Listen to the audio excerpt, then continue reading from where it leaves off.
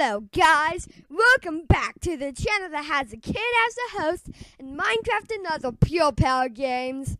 Today we're gonna do a what if battle. Not PlayStation 4 versus Xbox One, of course. Well, of course, in my opinion, PlayStation 4 will win for live streaming and controller pad. Yeah. But today it's gonna be the friend of him. But today, first we have the first contestant. It's gonna be the friend of Harry Potter, the true Gryffindor, the man with 80% wand work but 100% awesome sword work, and the person who kills Dark Wizard's pets, Neville Longbottom. And next we have the woman who burned Hagrid's house down, the one who followed Voldemort most, the Death Eater who died by an old woman who is thought not to be tough, but this woman is tough, Bellatrix Lestrange. So, are you guys ready? So, let's review both statuses and in-depth and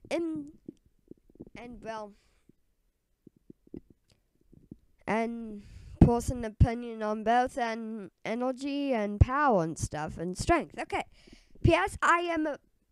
Before we begin, I am a fan of both and a fanboy of Neville and Bellatrix. First, let's review Neville.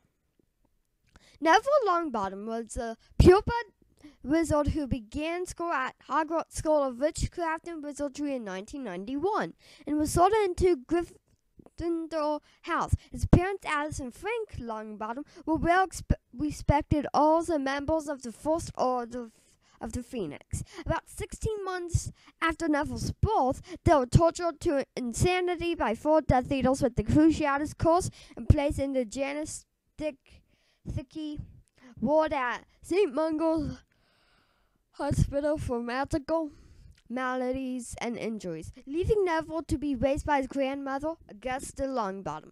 Throughout his school years, Neville was mostly a shy, clumsy, introverted boy who was constantly being told by his grandmother that he was not good enough or living up to his parents' accomplishments. However, in his later years, he showed that he possessed great courage and perseverance. He became an important member of Dumbledore's army, an organization taught and led by Harry Potter. He would later fight in the Battle of the Department of Mysteries, the Battle of the Astronomy Tower, and the Battle of Hogwarts. During the Battle of Hogwarts, having refused Voldemort's invitation to join the Death Eaters, he destroyed the 7th and final Horcrux when he beheaded the Snake Nagini. He also co-led the DA during his final year in opposition to the Death Eater professors.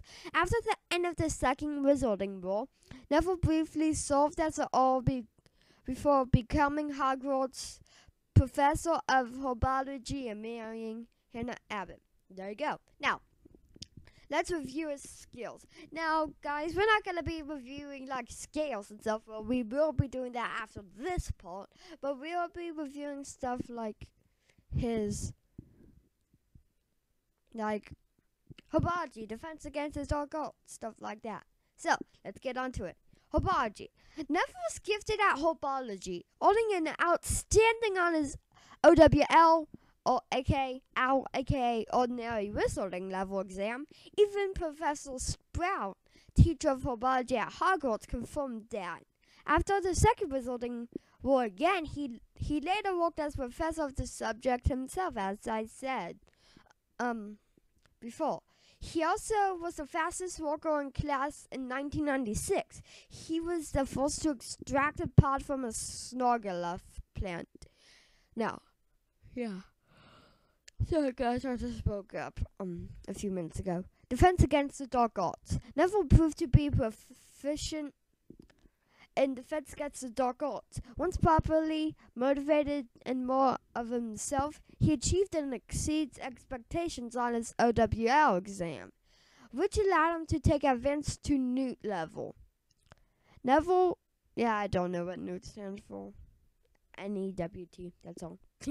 Neville's talent with defensive spells and Jinxes was also proven in the second Wizarding role, as well as his post-bellum work as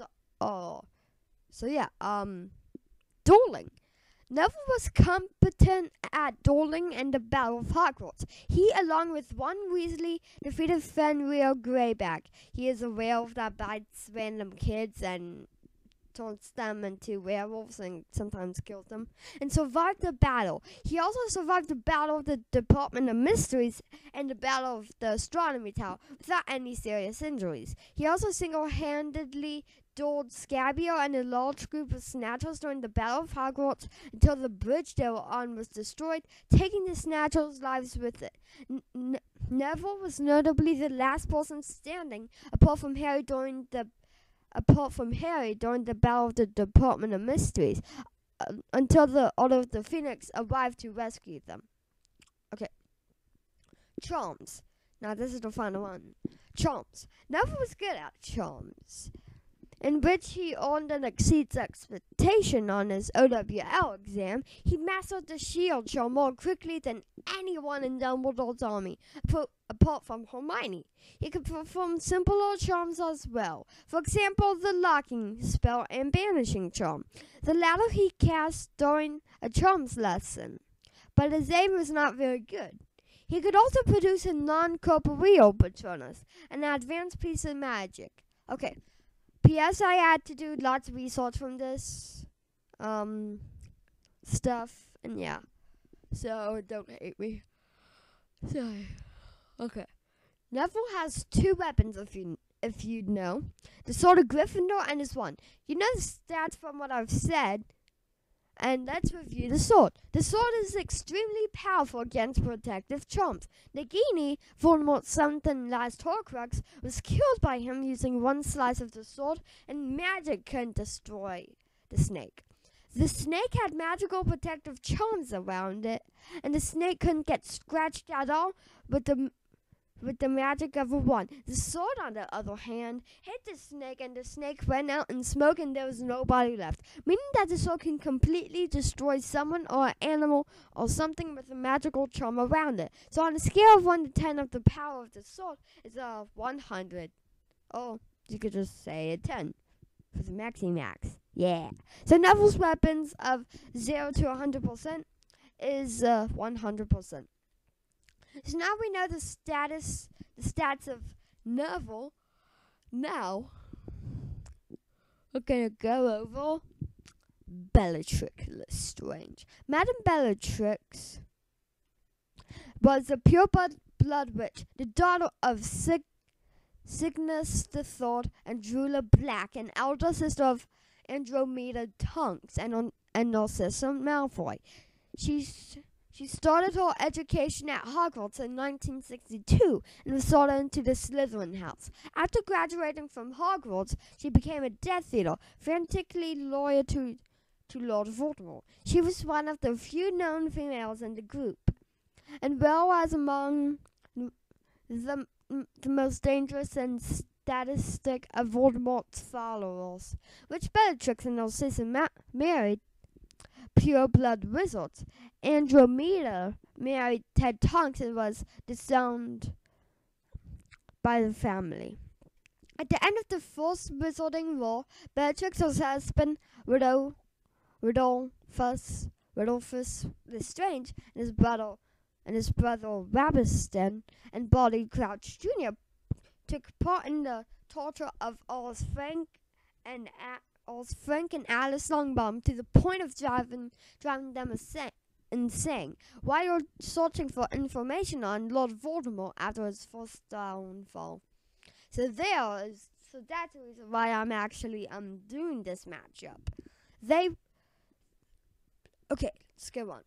They were caught and sentenced to life in imprisonment in Azkaban for torturing the 2 Owls, but escaped in the 1996 mass breakout.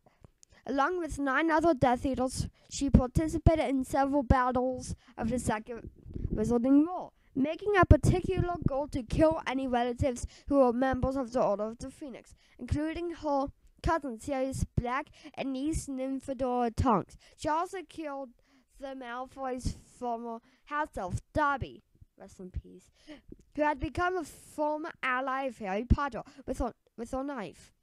During the battle that ended the war, she was the last Death Eater standing apart from Voldemort, but was eventually killed in a duel by Molly Weasley.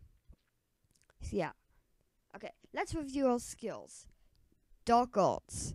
Yeah, dark arts. Bellatrix claimed to have been trained in the dark arts by Voldemort himself, and displayed particular proficiency with the Cruciatus course. She boasted to have knowledge of dark spells that could have comprehended the power, a claim supported by his status as Voldemort like her master, Bellatrix was capable of casting the killing curse with no regard for the life she wished to extinguish. However, unlike the Dark Lord, she usually preferred to torture her victims rather than killing them straight away. Doing with such skill, her victims can pass out, like Hermione Granger, or even the point of insanity, like thinking Neville Longbottom. Like many Death Eaters, she could summon the Dark Mark. Okay. Non-verbal magic. Bellatrix also seemed highly adept at using non-verbal spells. She killed a fox with a flash of green light on her way to Spindle's End. In 1996, which highly likely to have been a non-verbal killing cause, and ferociously dulled Molly Weasley with such intensity that the floor around her became hot and cracked, without mentioning a single incantation. She also fired a curse at Harry non-verbally, which caused a tank of brains to lift and tip itself onto him, while he chased her into the thought chamber and furthermore fired several destructive curses at him without speaking in the atrium at the Ministry of Magic, some of which were possibly the Cruciatus curse, of which were possibly Cruciatus curses. She also decimated the Great Hall non-verbally, and used an unknown spell to bring Gray back to his knees at Malfoy Manor. Okay. Oh, sorry. Okay. Dueling. Bellatrix Lestrange was an incredibly talented duelist, and defeated and seriously injured Nymphadora Tonks and Kingsley Shacklebolt in duels during the Battle of the Department of Mysteries, as well as her cousin Sirius, and was the only Death Eater to deflect a spell from Albus Dumbledore himself, allowing her to escape the renowned wizard. She also quickly single-handedly defeated her four snatchers at Malfoy Manor, and all four were described to be no match. She later killed her niece in battle. Just before her death, Bellatrix dueled Hermione Granger, Luna Lovegood, and Ginny Weasley all at once, and was described as being equal in skill to all three of the trained, of inexperience compared to her, which is her death at the hands of Molly Weasley was due to her vastly underestimating the witch, who was fully by grief and murder of their son. Besides this, despite her years of captivity within Azkaban, Bellatrix displayed incredible reflexes that outmatched the younger and physically fit Harry Potter. She was also to conjure a shield charm and deflect his own spell back at him the moment he cast it. She was also to throw a knife with lethal accuracy across the room to strike her target. During the Battle of Hogwarts, Bellatrix was the last Death Eater standing, apart from Lord Voldemort, and it should be noted that she was wielding a wand which she had most likely not won by the allegiance of, which is further evidence of her extraordinary dueling skills. Okay. Occlumency. So, wait. If you don't know what occlumency is, Harry Potter fans, or if you forgot and because you read the books a long time ago, don't blame me. for it. But if you did, a clumsy, if somebody gets into your mind, you can use that clumsy and get them out of your mind. Okay. Bellatrix trained her nephew, Draco Malfoy, and the clumsy is part of his mission to kill Albus Dumbledore. This training was effective enough that Draco was able to block out Severus Snape. It is also possible that she could perform legilimency. That's how it gets to somebody's head. As she may have penetrated Draco's mind to train him to block his thoughts. Charms. Okay, now let's go for charms. Bellatrix displayed a proficiency at charms, given how she was the only Death Eater besides Voldemort to successfully block an attack from Dumbledore. However, she could not perform a Patronus form, as she lacked the ability to think of a thought positive enough for the charm to work. Okay. Flying. Bellatrix participated in the Battle of the Seven Portals, dueling her niece in battle while flying. Her proficiency in this battle demonstrates her abilities as a flyer. Okay.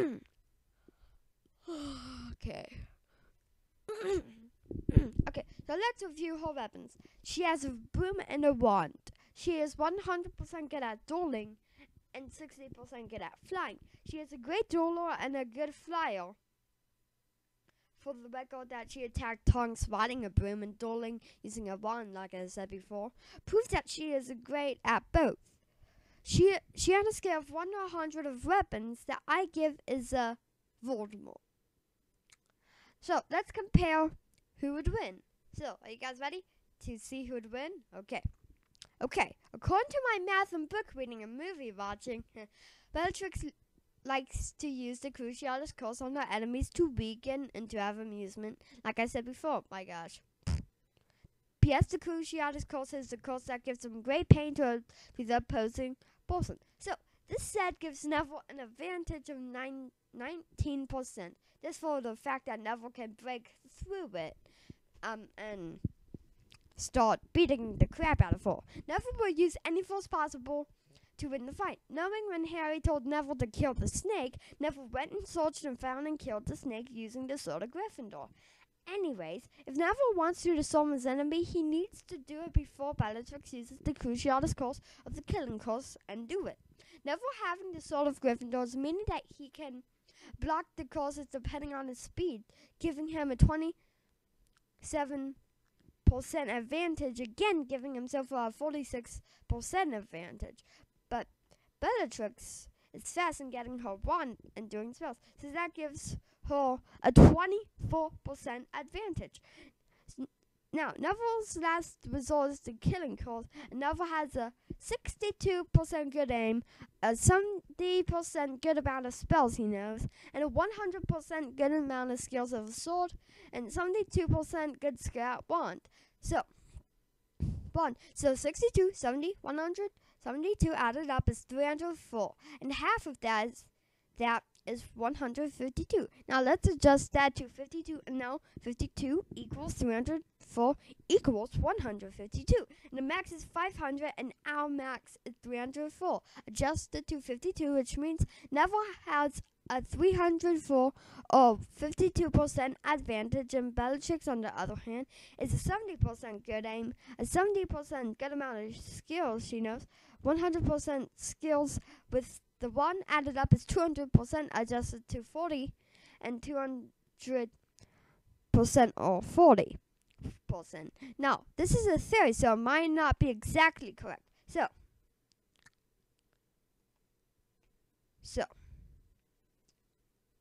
who would win? It is Neville Longbottom. So Neville would win for one big reason. He's good, and he has a big, weapon on his side. Love, which gives him a good amount of strength in this battle. So he wins. Now, if you don't, okay, so Now, if you want to tell me who you think would win, comment below, and remember, this is a theory, not a fact, but also an opinion. So, I guess I'll take my leave now. Subscribe for weekly videos, and good luck and take care, bros. GG. Yeah.